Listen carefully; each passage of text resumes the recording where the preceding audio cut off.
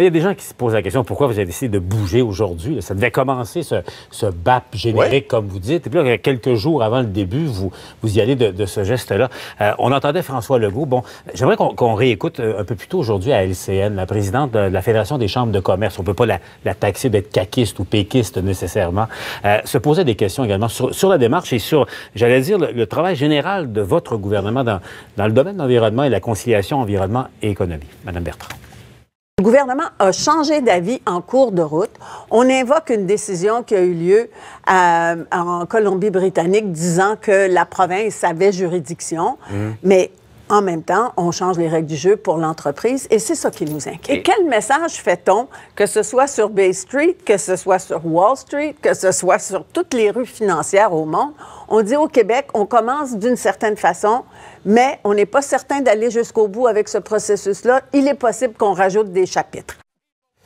Qu'est-ce que vous lui dites? Elle soulève des questions, et je le répète, là, c'est la présidente de la Fédération des chambres de commerce, c'est pas une péquiste, c'est pas une caquiste. Et le Conseil du patronat a les mêmes inquiétudes. Je comprends les questions qui sont soulevées, mais encore une fois, la procédure d'évaluation et d'examen des impacts sur l'environnement, c'est pas quelque chose qui a été décidé il y a 2 semaines. Là. La loi sur la qualité de l'environnement et cette procédure-là existe depuis des décennies. Alors, on peut pas dire que c'est quelque chose de nouveau, là. Ouais, mais il y a un doute sur votre juridiction. Bien, écoutez, encore là, ce n'est pas... C'est pour ça que vous allez devant les tribunaux. Mais ce n'est pas... Non, pas du tout. Nous, on s'en va en injonction. Vous êtes membre du barreau, je crois encore, Maître Lapierre. On s'en va pas en requête, en jugement déclaratoire. On ne demande pas aux tribunaux de confirmer notre juridiction. Nous, on va en injonction parce que nous croyons fermement que nous avons juridiction dans ce dossier-là.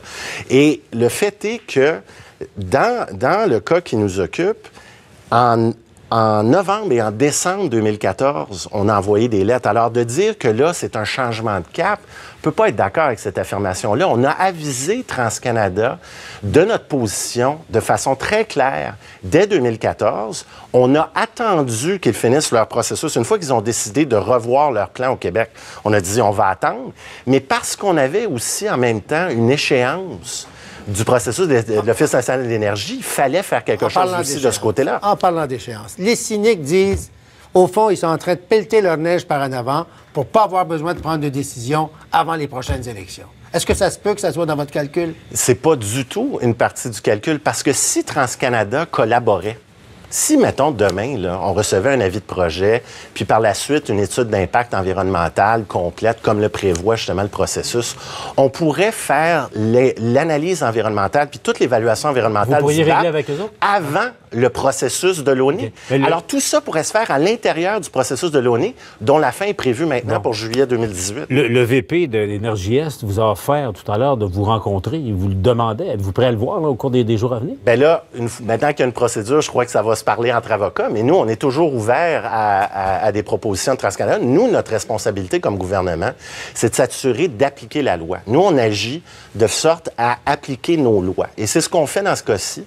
Et, vous n'avez pas le même raisonnement d'Anticosti, où ce que là, vous avez un contrat, puis là, vous avez pu, le premier ministre décide avant même que le contrat soit fini.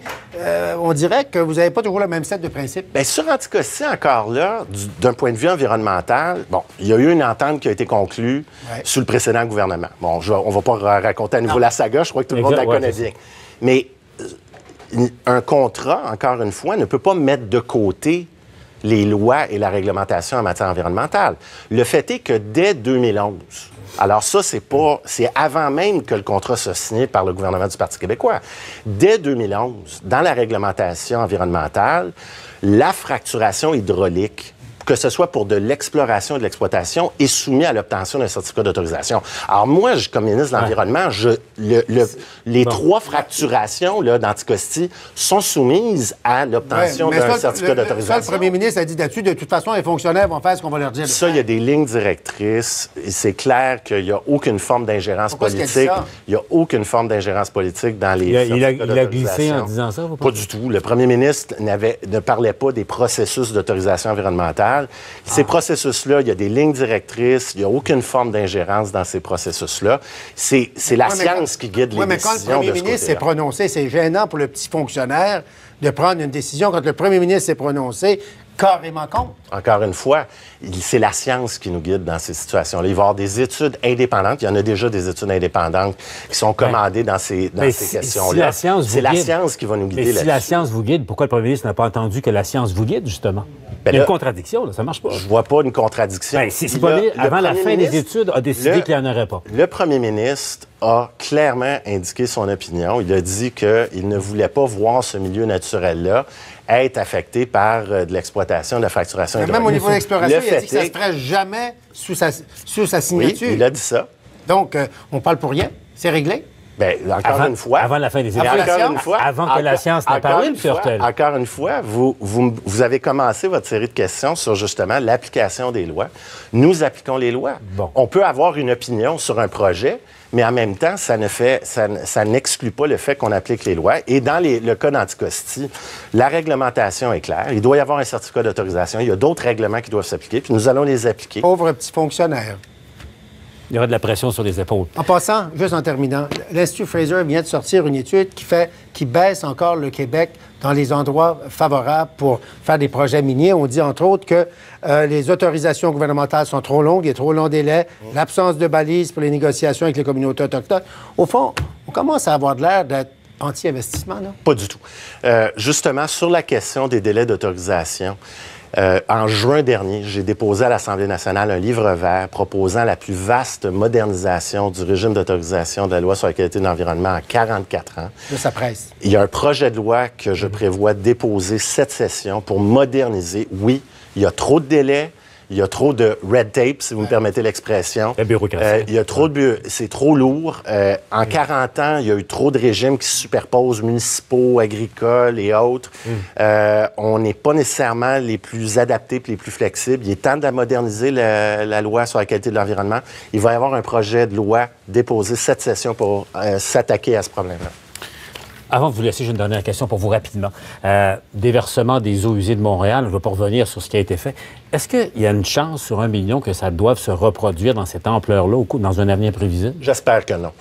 Moi, ce que je peux vous dire, c'est que suite à cet épisode-là, un des éléments principaux de post-mortem qu'on a fait, parce qu'on est revenu, puis personne n'était...